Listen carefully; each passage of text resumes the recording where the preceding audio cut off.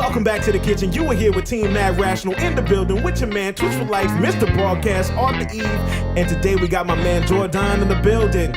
And today we're talking to you about all things gentlemen and all things good. Let's go, baby.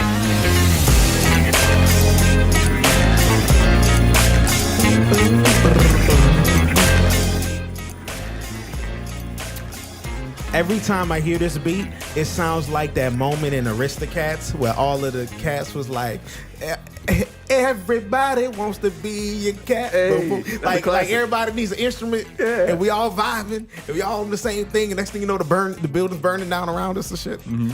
Every time. That's a classic. Point, it don't matter though. It don't. No man.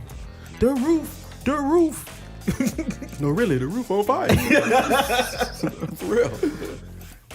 All right, so like I said, today we got my man Jourdon in the building, and he's got a following, a nice following actually, on a few different social medias, right? Not just Instagram, right? Facebook too, Facebook as well, LinkedIn too, man. LinkedIn is probably like one of my biggest supporters. Wow, okay, yeah. Surprisingly enough, I post that same information and people love it. People eat it up, share it. It's gonna power a few times. Well, it's super professional. Yeah, you know what I mean. And so LinkedIn's got that professional crowd. Mm-hmm. You know what I mean. And LinkedIn's got the business to business crowd. And so you're talking to everybody that looks like what you portray. Yeah. On those pictures, and they think like the quotes that you put up on the the Instagram site that I saw. And to let everybody know, the name of the organization, right, is Gentleman's Ambition. Yes, sir. Yes, sir. All right. Can you tell us a little bit about Gentleman's Ambition? Because I love the idea. The idea is amazing. Yeah, man. So Gentleman's Ambition started, man, in December 2014. It just started with the idea of wanting to chase after your goals, like above all else. It was at the time in my life where I was already succeeding in my career, and I just felt like I really wanted to get into something that outside of IT, which is my profession. And the one thing that I've always done for myself was motivate myself. The same words of wisdom that I spit on social media is the same thing that I tell myself. And I've told myself my entire life, from as far back as I can remember, as far back as like middle school, even when I had doubts in myself. Right. So I thought in my head, I was like, okay, I know a lot of people out here are dealing with their own self-depression, and they don't know if they're going to be able to make it to the next day. They don't know if they want to keep going with their dream. And so it started with that vision of being able to help motivate people to stay in their lane of profession, or stay within their lane to really chase after their goals and their dreams and their ambition. And it really just like started to go off of from that subject to dressing to impress, because I love dress attire. I love being able to come outside in a suit and tie. Right now I'm chilling, so out here the vibe is cool. But the whole, and it's a little bit warm in here. Yeah. No. It's nice. It's nice. But yeah, man. It started with that actual premise, and from there it evolved from that standpoint to now I'm having a magazine where I actually also do web design, because once again, like my profession is tech, and one of my clients, she has a magazine company, and by working with her, I also learned how to be able to create content, be able to create magazines and print them out professionally, and even pass them out to different businesses and organizations so that they can have them in their offices. Dope. So yeah, so it's just growing step by step. Man, surprisingly enough, man, I'm pretty much a one-man show with everything. That's awesome. So from everything that's written down, from the images to the actual the creative vision, it's just all what I'm trying to do myself, and until I've been able to get more people involved and that believe in the vision as well. That's awesome. That's awesome. Man. Like, it's kind of the same message that we've been pushing for this last year. It's crazy that you're here in the year 2019, when in 2018 we've been telling ourselves as a group of individuals, a group of men, yo, do better. Yeah. Do better, be better. Be better. Right. Make better moves, better decisions. You know what I'm saying?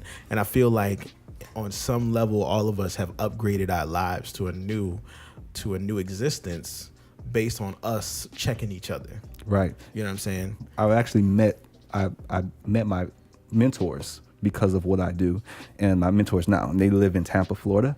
And they're the ones that really kind of like help push me to the next level, to let me know that, hey, you're doing great. You just need to keep going further, and to really, and they they helped me come up with this premise of raise the standards and be that bar and be the actual standard that others are measured by.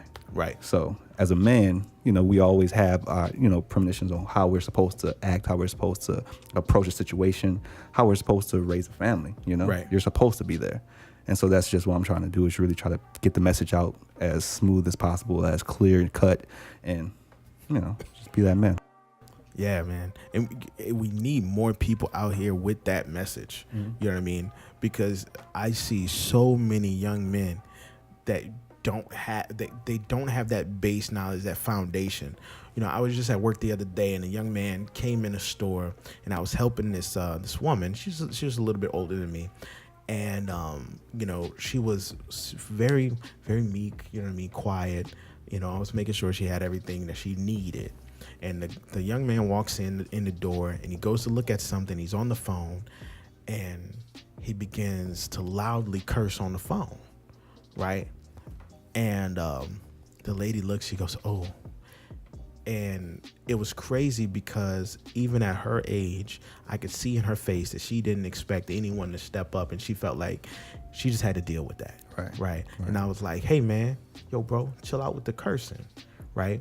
And he looked at me, and he knew, like, you know what I mean? It wasn't no disrespect or nothing like that. But like, hey, look, this is not the barbershop. Yeah. Exactly. Like, There's a time and a place. Exactly. And what was crazy is he pulled up his pants, you know what I'm saying? Yeah. He tightened up. He dapped me off. He said, thank you. And then went on about his business. That was bananas. So it's like, it's still in the air. They still know, but nobody's holding them accountable. And that's the thing that we need, man. We need more men holding other men accountable, holding young men accountable for what they do. Yeah. Because they don't know. A lot of young men are out here, man. They're just like living day by day, and a lot of them are getting wrapped up by social media, so that they don't even understand what they're doing is, it's not what they're supposed to. Right. I try to do my best to be able to give back as much as possible, man. It brings me so much joy when I see young people really reach out to me, man, and say that, man, they've learned so much through what I post and what I say to them.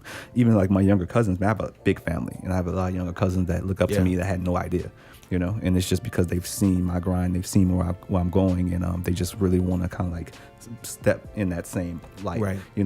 All of them, they know that I dress all the time. I'll dress up, going to Walmart, you know what I mean? So I dress up on holidays, it doesn't matter what time of year it is. So every time they see me and they see me dressed up, they just like, man, you make me want to dress up. And I see them really dressing up on more often. Right. And it brings so much joy to my heart, man. You don't understand how much that means to me. That's dope. Especially getting strangers to really reach out and just say that, what you're doing here is actually helping a lot of people, whether you know it or not. And that's what really gives me that energy and that drive to keep going and to keep doing what I'm doing. Yeah. Wow, that's awesome. Normally, you don't hear about that stuff like here where we are in the South, especially not from us, right? Normally you hear about that stuff happening like New York and, Cali. Yeah, exactly. You know what I mean?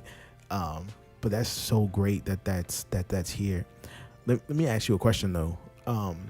Being that that's how you see the world and that's how you think, with the kitchen being a hip hop based podcast, where is your mind on the state of hip hop? Like, what do you think about how hip hop is portraying itself right now? I think that where hip hop is right now, man, we're getting to a point where we're similar to other genres, where there's different genres within hip hop. It's not just the traditional. It's not just one. It's actually multiple ones. So you have the young littles that's coming out, that's come from like the Spotify and online era, which right now, which Soulja Boy, started that whole hype. From that to like the OGs, man, that's still out here doing hard raps, like the Jay-Z's, man, they're out here in their 40 plus, hitting 50, making dope music. Right. You're going to run into that, and at the same time, you're going to run into people who was born from like kind of like the Kanye and Drake's type of kilt, where they are more emotional about what they do. And I personally, I like my favorite artist is Drake, and not just because he's the hottest rapper, but it's because I love what he talks about. It's not just he's not the same type of rapper. I was never like super hype on like the super gangster persona type of rap that was like heavy in like the late 90s and 2000s, you know what I mean? Like 50 Cent, like I loved some of his songs, but like as far as like the vision goes, it's kind of like, you know, I'm more or less, you know, just be more open with what you talk about. Right. Because I'm not from the hood and nothing like that. From the kind of the hood, but I'm not. Yeah, from around the area. You know what it's like. Yeah. Been in there a little bit, you know. Yeah. Especially being in New Orleans, you know, you have to know a little bit of it how to survive, you know. Yeah. You know what neighborhoods not to get into. And I've been in Slidell too long, so you know I'm over here with tea and crumpets. Yeah. So one of the wards, man. Snap! I'm over here sitting like 21 Savage with tea and crumpets. Hey. And I love 21 Savage's like evolution too, man. I love his evolution. That's one of the things too. I love seeing like artists grow. I love that growth, man, when they go from like starting off on that real, you know, rapping and whatnot, but when they start to grow and you see the evolution and then what they're rapping about is real. You know, I remember 21. I mean, I don't mean to get off topic, but just kind of like. I remember 21 Savage did an interview with like Vlad TV, man, and he was just like laid down with like a lot of money just right there on the sofa with them. And, you know, it's super materialistic going to what he is right now, or what he raps about, and he talks about ownership, he talks about banking black and everything, man. He's just amazing. I love seeing that growth and evolution. We had a little talk about that a few months ago when we talked about Meek Mill after his last album. It's one of my favorites, man. And when he dropped What's Free. Yeah. And you could definitely hear the growth in his lyrics, you know, not just not just lyrically based on the bars, but the actual topic of what he was talking about. Yeah. That was one of the biggest things, you know. We had a good I thought we felt like we had a really good conversation about that. Just seeing that difference in who he's looking at and who he's reaching out to for his mentors. I mean, he's, you know, in the bigger picture, he's hanging out with the owner of the Philly, you know, 76ers. Yeah. You know, for knowledge and understanding the power behind, you know, having money and having wealth. Yeah. And what it means to have wealth and how you use that to help other people grow. And so, you know, that's one of the biggest things that I think we're seeing, not just in hip hop, man, but in ownership, you know, for the black community. You know, I started watching the first couple episodes of Killer Mike's show on Netflix. I don't know if you had a chance to see that. You know, the very first episode started with him talking about the true representation of black ownership. And so, you know, he's in Georgia, and I think he was in Atlanta, and the concert he had to do was in Athens in 3 days. And so he had to live the 3 days completely. Everything he did, ate, moved around, had to be black owned. So he couldn't drive his car. He had to go like walk to a black owned bike shop and get a bike. And every place he went to go eat, he'd be like, he couldn't eat because it wasn't completely black owned. And when he finally thought he got all the way to something that was black owned, he found in Athens, it was like the black owned barbecue shop, but he found out the food wasn't from a black farm, so he still couldn't eat it. So it was like, man, like he had to go find like a Muslim shop that had a Muslim farm to like get the food to like eat. But it was just showing where things goes, you know. And one of the biggest things, you know, he showed a chart, and he was showing how much the dollar in each community goes around, you know. And it was like, you know, in the white community, it was 28 days. I checked the facts, but it was like 28 days. In the Asian community, it was like 26 days, or it might have been vice versa. Right. But in the black community, it was 6 hours. Yeah. 6 hours, man. I heard about that too. Yeah. Like 6 hours. Everybody else was like almost a month. 6 hours. Like, you know, at first it sounds like a really surprising, you know, statistic, but honestly, if you sit there and think about it, and you think about our culture, like up until this day, where every time you had to go shopping for something, you're always going to go to Walmart, or you'll go to like a Winn-Dixie or something like that outside of your actual neighborhood from people who don't, you know, who we don't own it. You know, we do that all the time. Right. So it's like when I first heard those stats, I was like, oh wow, really? But then I thought about it after like 5 minutes. I was like, you know what? I can see that. I can see how that's a thing. But the crazy part about it is, if you go back to segregation, that's when we were all flourishing when it came to black ownership. We were. And then now when we given the ability to do it, it's like we step back, you know, reach out. And there's a lot of things that fill that. Yeah. But what I'm saying is there was a step back. I'm not saying we did it. When I say that, I'm saying we just stepped back for whatever rhyme or reason it was. We got pushed back, and we didn't necessarily come back. Right. You know what I mean? And which is crazy because that's something we all, I think, as a whole community of Black people, that's something we pride ourselves on, is the ability to come back. No matter what you do to us, we're gonna come back. Right. But why haven't we come back from that? I think it's a process, man. Yeah. Social media helped a lot. I would say, like, over the last few years, I've been proud of our community for how much we are trying to support one another. Because before that, man, I could think even before, like, maybe 2014, bro, like, we were still living in this type of, like, mindset where, well, why should we, support just because they're Black? Why can't we just go somewhere else? It's supposed to be something that's just, like, you don't have to really think about that, twice. It's just to be like an instinct. Yeah. I'm going to take your point and I'm going to add a little piece to it and delve a little bit deeper, because I totally agree with what you're saying. And this is not a butter, however. I'm gonna just add a piece too on that. Right. What happened from 2014 to now, like you said, what really did it with social media wasn't just social media directly, but it was our friends, our partners, and family who pushed for us on social media. And because I'm sure we've all seen the memes where people make a comment like, you spend $250 to go see Jay-Z and Beyonce, but you won't spend $10 on my t-shirt, right?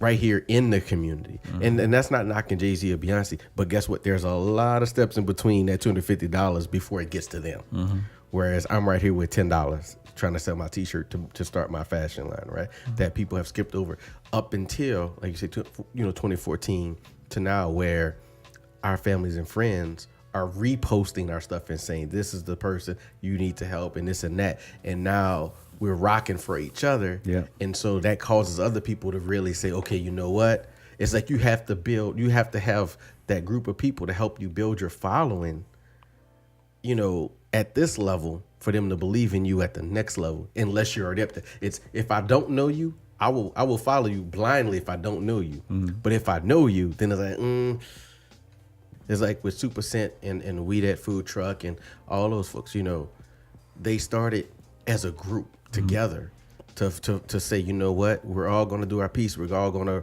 rebrand, brand with each other and give back to each other till we get to that same page. And as long as we rocking with each other, everybody else is going to show up. And that's how it is, man. And so now they're at the point where everybody wants to be down with them because they were down with each other. Yeah. And that's what's changed, is that every time I'm posting, I'm speaking of them when I say that every time I post about my people that's doing good too. And that's where the difference has come in the Black community. We finally are willing to co-sign each other socially, and not real. put each other down anymore. Right. Yeah. Right. Yeah. What I want us to get to as a community, though, what I want to realize, and some of it, like, there's a part of me that's bothered by it, and there's a part of me that understands it as well. And doing things within the community just because that other person is Black, right? And I think on one level that builds false expectation. On another level, it needs to happen because of where we are, but we still have to have the lesson in there. If you're going to, for instance, make the t-shirt for $10 versus the $250 Jay-Z ticket, someone found value in the Jay-Z Beyonce ticket, right? But where did you build value for someone else with the t-shirt? Right. It can't be an expectation that just because I'm Black, everybody Black is going to support me. Right. You know what I mean? Wow. If you're going to support your community, you should support your community. Right. That should be a inward, like an inward mission. Right. Versus an outward expectation. INWARD, America. Yeah. True. Say the N-word. I'm just making sure they understand what you were saying. Oh, yeah. The internal mission. That should be your internal mission versus an external expectation. Exactly. Agree. You know what I mean? Exactly. And that's what I believe we need to teach the youth, the young young next generation. People. Exactly. Is if you're going to do business, right, you have to create value. There are business fundamentals, right? We're not just out here supporting you just because you Black. Right. Exactly. But if you are Black and someone is creating the same level of value that you are, I'll choose you. Exactly. You see what I'm As saying? you should. Yeah, You know, exactly. because this is how other communities work as well. Like, I'm Yeah. not sure if you guys also know about when Essence happens every year in New Orleans, but lately they have been making an actual effort into doing, like, when they have venues or different parties around the city, if they're black owned, if they're only black owned, and that speaks volumes. You know, Right. I heard about this last year, and it was just amazing. You know, because we're supporting one another. But it does start at home. It starts off with us teaching the next generation, teaching our children that this is what we should be doing, because other communities do it as well. You know, the thing is that they try to, like, downplay black people supporting other black people, whereas other races are just innately doing that within their community because it was taught generational long ago. Right. And it's not something that's talked about. It's like you said, it's innate. You know what I mean? It's second nature. Right. Well, yeah, of course I'm going over there. Yeah. Right. It's not anything that's broadcasted. Right. Pun intended. You know what I'm saying? It's not anything that's just put out there like that. You know what I mean? We put it out there like that because of where we are. This is also a thing as well, is that within our communities, people shop closer at home, closer to home. Within our communities, we've let other people come within and buy out where we live. So it'll be better off, you know, slowly over time when we actually start to own all of our areas around us. Like, the corner stores aren't really maybe owned by us. Maybe some of the restaurants aren't, but we're slowly getting to that point now. You know, New Orleans is one. Right. You know, I see them Bring growing every day. Circle Food Store back. Yeah, Right. they really should. You know, Yeah. it starts off with that. It starts off with us, our community growing. But it's like capitalism keeps raising the bar to everything. You talk about the corner store, right? And I'm sure there's, you know, black-owned construction companies that can go in and build that corner store up. But then where are they getting the wood? Where are they getting the steel? You know what I'm saying? The prices on that stuff keeps raising and raising and raising, right? To the point where that company that could build that corner store up can't provide that service for the price a corner store can afford. Right. You know what I'm saying? And it's just like this gap keeps building, you know what I mean, between us. And that's where the neighborhoods begin to fall apart. The foundation of the neighborhoods fall apart. And as those neighborhoods fall apart, people who want something better move out of those places and go to places where it's already better. Right. Right. And then next thing you know, you leave behind your sisters and brothers who want more, but simply can't afford it at the moment. You know what I'm saying? And it's sad and it's crazy that happens. You know what I mean? And then the next switch over that happens is now in that area you now have poverty, and with poverty comes crime. Yeah. Right. Exactly. And then the misassociation happens where people say, oh, in black neighborhoods there's more crime, right? Committed by black people. But we're not looking at the financial aspect of it, or the generational shift that happens, you know, between that. You know, it's like there's so many other statistics that go in there and you get misrepresented in there. And it's so cool that you got something where you're reaching back down to the next generation and let them know, like, hey, no, come on. Right. You know what I'm saying? Like, no, there's a way. Right. There's a way, and it doesn't have to involve hoops and lyrics. You know what I'm saying? It can simply start by the way you present yourself. Exactly. You know what I mean? That's so dope. It's just, you know, I think about that now that I'm older a lot more often than I used to when I was younger. Because when I was younger, you know, my parents fought so hard to pull me out of any of those potential situations. You know what I mean? And now that I'm older, I'm able, you know, with my own money to go back and look and see and talk to people who are less fortunate than I. You know what I mean? But I was fortunate enough to not have a mindset where I believe I'm better. Right. You know, Right. I just simply understand that I was blessed with a different environment. Right. You know, and now I'm able to talk to people and give them hope where it's like, hey, no, like, I understand that's where you're at, but if you just change this, everything around you begins to change. The people that you stay around begin to change. You start to talk different. You'll attract different people, and they don't really care how much money you have. Exactly. They care how your mind works. Right. Right. So if you can switch the way you think, your literal world around you will change.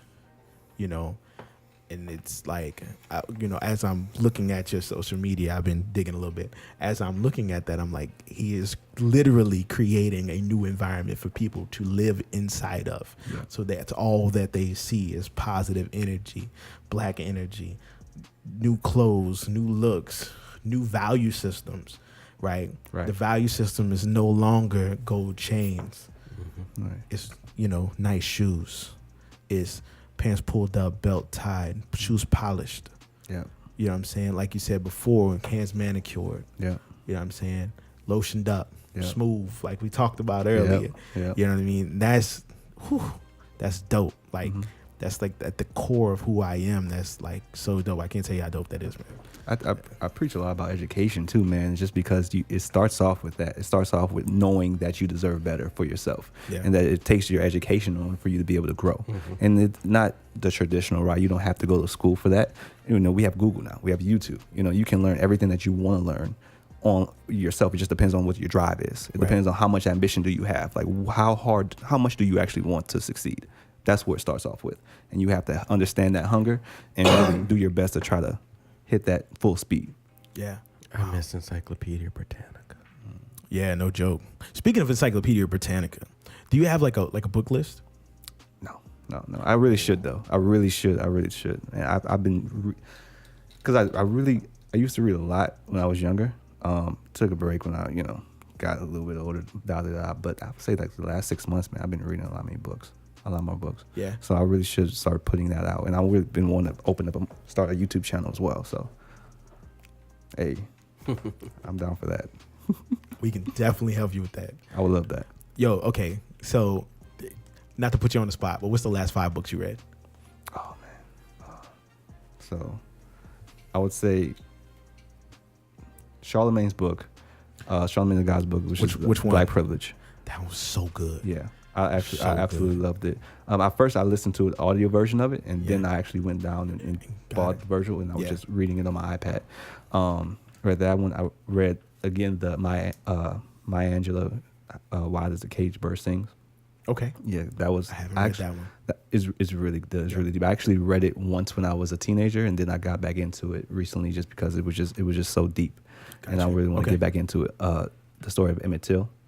Right. That was super deep. The fourth one, which one was that? I was just reading another one because I was wanting to get into the. I know Master P had a book that I've been wanting to get into, but those are like the main 3 that I've actually got into. That's dope. That's dope.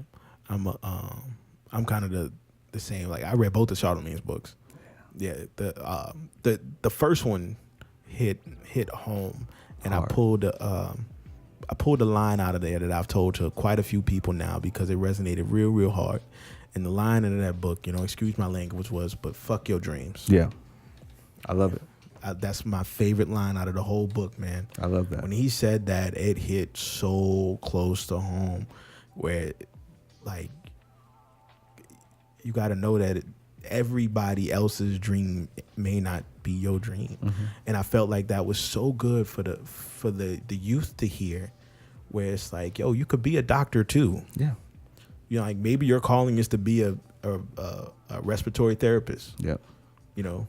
I would say this though. I remember when I was in high school trying to pick out what I want to go to school for, what school I want to go to, the options for what you knew, it wasn't really there. Like I had no idea about some of the actual majors that I can choose from. Right. My main, the only thing you really know about, if you can't do any sports, if you can't do music, then hey, how about lawyer, doctor, nurse, pharmacist? But you're not thinking about the other jobs. You're not thinking about how to get a trade or maybe become a technician or there's several jobs, man, that you had no idea you can even go to school for, you know? Like becoming an airplane pilot. I never thought about that, but I didn't even know that was an option on the table, Yeah. Like it wasn't even, it wasn't a thing, but for sure. Yeah.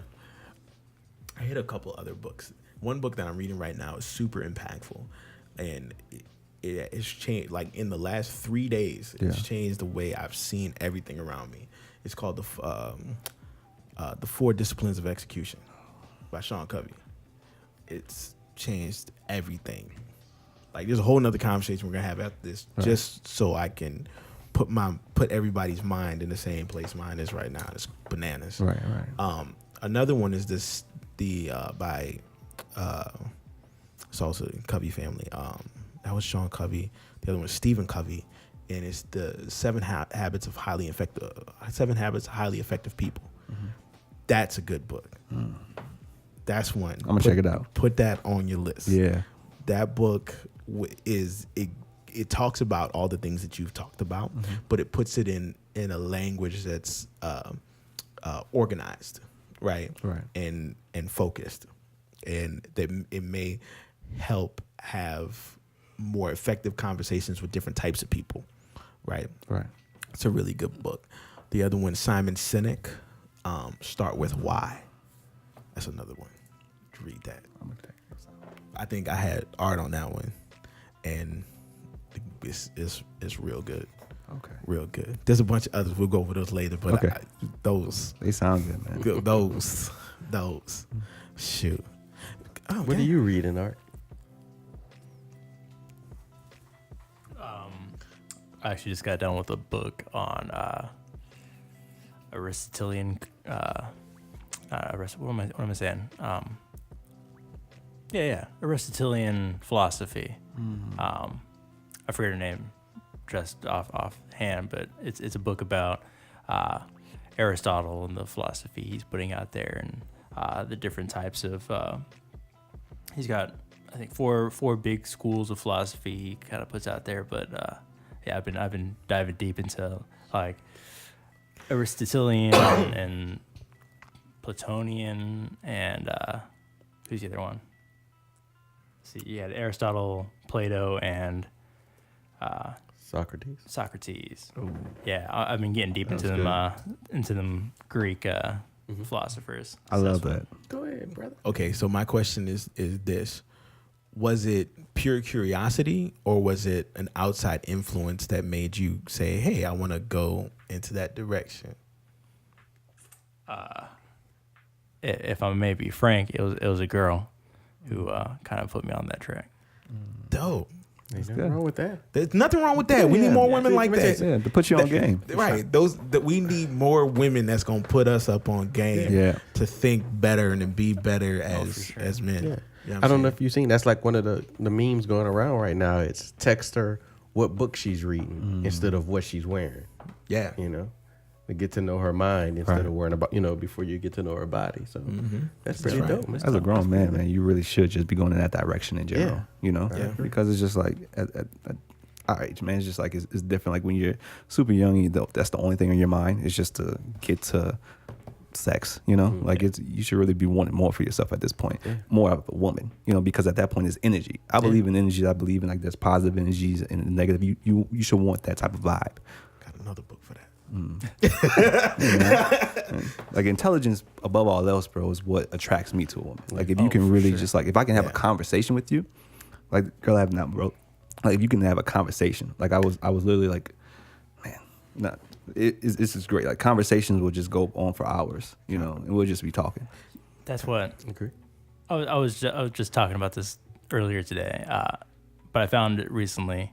I can't even find myself sexually attracted to a woman who isn't passionate about something. A woman who, Thank you. Like, I've been back on the scene, and I've found myself asking these women, like, what are you passionate about? What really gets your blood burning? Just not only for the conversation point, but also because that's on some level that's the basis of who they are. Yeah. That's where their life is going, where their life is now, where their life has been. It kind of brings all that together. So I found that's what I'm looking for now. That's what really gets me going. If you can't hold a conversation, man. If you cannot hold a conversation, over 30 minutes about anything else outside of like what's going on TV or like social media or whatnot. Like, oh, look who's beefing now. It's just like it's not even worth the energy. It's not. It's crazy how as we get older, and we want more out of life for ourselves. We become more sapiosexual than we've ever have been before. You know what I mean? You look for that conversation, you look for that energy, you look for connection, and and I've seen it in my life that it's like far more important than the way you look. Yeah. Like Oh. way more important. And I'm like, 10 years ago, I'd have never talked to you, but like I'm attracted to you because now I found somebody that I can connect with energetically. Right. And it's like, that's better than just talking to somebody just because they're pretty. Exactly. Because then you don't have nothing to exchange. You don't have nothing to bring to the table. Forever is a long time. And if you actually think about marrying this person who can't hold a conversation, how do you expect them to be able to help you raise your children? You know?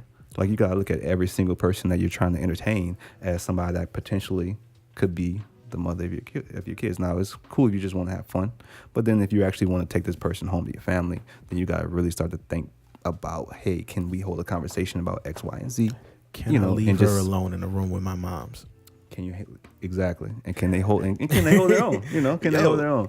Yeah, because if I leave you alone in the room with my moms, you gonna get ate alive. Yeah, yeah. You know. But that's why when it comes to books, it's such an easy segue into finding that conversation, because it's not just about the fact that you're reading the book. It's so many things that reading the book does for you. It's not just about, it's on one end, it's your imagination and allowing yourself to delve into that book, to be in the world of the book that you read, regardless if it's fiction or nonfiction or what have you. But then it also opens up dialogue to opinions on what each person thought from reading that book, and where their minds take them to whatever that question is about that certain part of that certain passage or that certain theory of that book. And it opens you up to a side of that person you wouldn't get just by a normal question, because asking you what you think about the war compared to reading a book from somebody's encounters of the war, it's two different ways you form your opinion of that, because you have a third party in essence, which is that book, that is now that defining factor of where you two stand in that line. And it's not always, I don't mean it from a battle standpoint to get the point, though that could be an opinion that you have to agree to disagree on. Exactly. But now it makes that person you're having that conversation with more naked in that moment than the physical nakedness in the bedroom. Yeah. You know? And just to add in, because I just have this feeling like somewhere a young man is going to watch this thing, and he's going to have the same trouble I did as a young person. And that was not being able to read fast, right? I read a lot faster now. I have the same issue. Right. Don't be afraid to go buy the audiobook and just listen to it. Don't deprive yourself from the information simply because you consume it differently than the people around you. Right. Don't be embarrassed. Go get the audiobook. All I listen to is audiobooks because I'm busy. Right. And there's nothing wrong with that. You know, as long as you're absorbing that energy, as long as you're understanding what the content is, what the book is supposed to be, the premise of it, then you're still getting everything, every little piece out of it. You know? That's right. And don't be afraid to be the person who loves to read either. No, of course. Don't be afraid to read. You know, at this point, it's a rarity. You know, when you find the people that are really like down for reading. You know, I did 2 summers ago. Yeah, 2 summers ago, I did a reading challenge just for myself, man, and I read 23 books in a month. Oh, man. 23 books. I just knocked them out, dude. And I'm talking from all kind of scenarios. It wasn't. It was a smorgasbord. It wasn't. I just want to read one on this. I just wanted to totally open and readjust my mind to things, and just allow myself just to take it out. You know, just to feel it. You know. What was paperback or papaya? And we start today, America, or should I say UK? You know, I tried to be nice and give you the segue with the Encyclopedia Britannica. Didn't I do that? I did that for you. You know, that's all right. I couldn't help myself. It popped up, and I just like get it, man. Anyway, but look, like we always do around this time, and I'm gonna do this real smooth so everybody understand that we didn't hit our nice, smooth, swagged out gentleman level. If you like this podcast, go and hit that like button. If you want to see more, make sure you hit that subscribe button. And as always, hit the bell next to the subscribe button so when we drop the video, you get the notification. Right. and you get this knowledge, and then afterwards you feel like, yo, I want to go buy a suit because I need to feel just as smooth as we feel right now. And then you can hit this man up, and he can show you how to put your suit together. Boom. Yes, sir. At Gentleman's Ambition Tell him again. on all platforms. At Gentleman's Ambition. One more time for the people in the back. At Gentleman's Ambition. My man. Absolutely. Thank you for having me. Man, look, thank you for coming. Appreciate that. Of course. I love it. Look forward to seeing you again, brother. Of course, man. I'm down for it. I'm about to make a decree, and it just hit me. I'm calling you out on the show. A decree, Mr. Dupree? I'm gonna do a special Gentleman's Ambition Julian Files line. Just for Julian, the main character of my show. Yo, that's big. Because all he does is wear suits. That's his thing. So we're going to do a Gentleman's Ambition line. That's big. Just for Julian Files. I'm calling it. I'm calling it right now. I'm down. It's done, America. Boom. Make it happen. You heard it here first. Yeah, I'm down. On the kitchen. Yo, and with that, we out.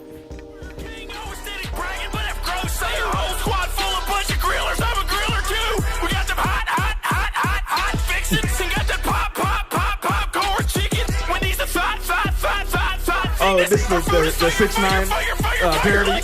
Colonel this and Colonel that. These hoes, they want my strips and want my mask. About to fry these hoes and wear my hat. Here, Kentucky, yeah, you know where Sanders at, bitch.